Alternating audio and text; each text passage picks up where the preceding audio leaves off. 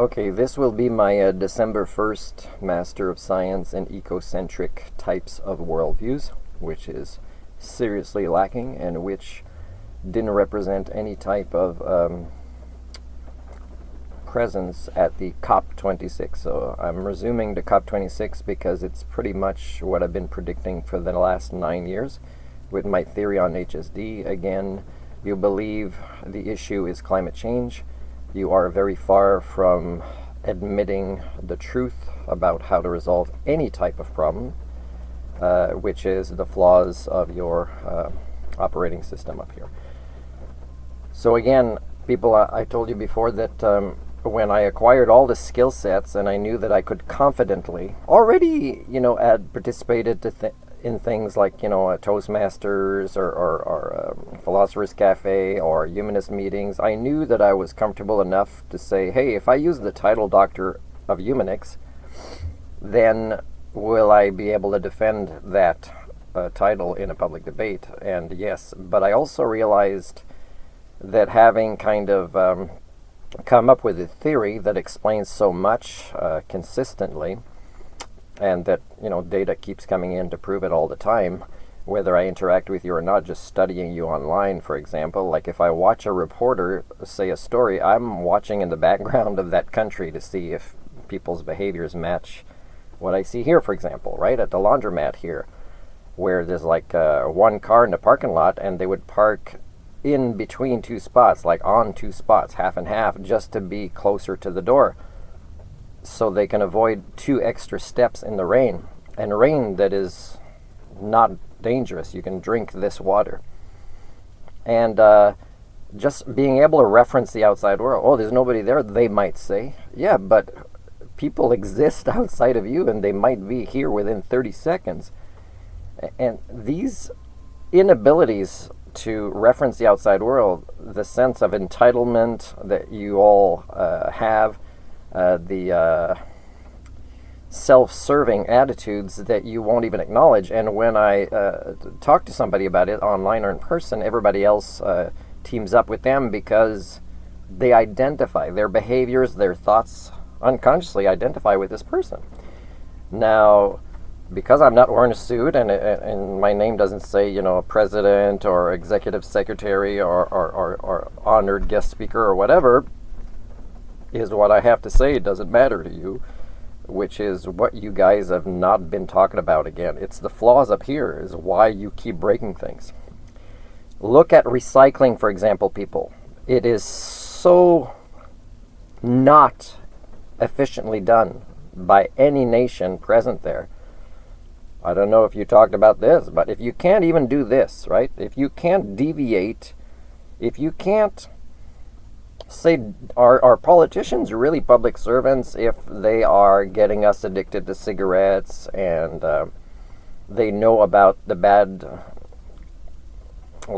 lack of quality in medical care? They're getting us addicted to their own lotteries and gambling, to alcohol, to consumerism. When they're guys driving big trucks and they're letting it run when they're smoking their pot, and this is so common, and I would say, do you really need a big truck? Like, what do you use it for? And they might admit to using it once or twice for things they need a big truck, but their buddies have big truck. Oh, my good buddy, if I got a small car, it'd make fun of me. Well, so that's important to you? So again, it's all about your image, right? Your little inability to manage your own immaturities. And if it's your good buddy, my God, who uses a truck really only 3 times a year as well, doesn't really work with it. It's just kind of feeling safe for you guys because you're also insecure, and it's the behaviors are so far from what you need to do, and that includes your elites. That includes the people that signed documents at COP26.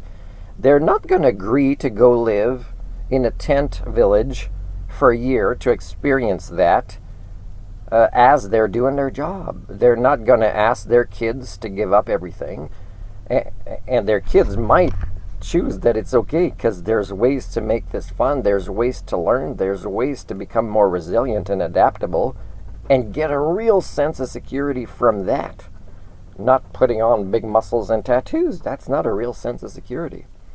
But again, people, that I see so many knives, guns, and still weapons being built and sold. You are so far from the sentience and sapience that you claim to have. And in the last generation, my theory has documented how it's escalated so bad, your inability to see yourselves and to self-repair or to admit reality, and you went so far in denial still that it should be mitigation ventures, and the goal should be, if Greta ever hears of me and wants to sit down with me in person and work on mitigation ventures, definitely I will not back down from the top priority is doing as humane as possible campaigns and awareness and policies to encourage a reduction of the number of our species over the next few decades. And again, this will solve a lot of problems that there's less people. There'd be less fighting for resources as you have to consume less. There's so many ways, and yet it doesn't have to be cruel doing this.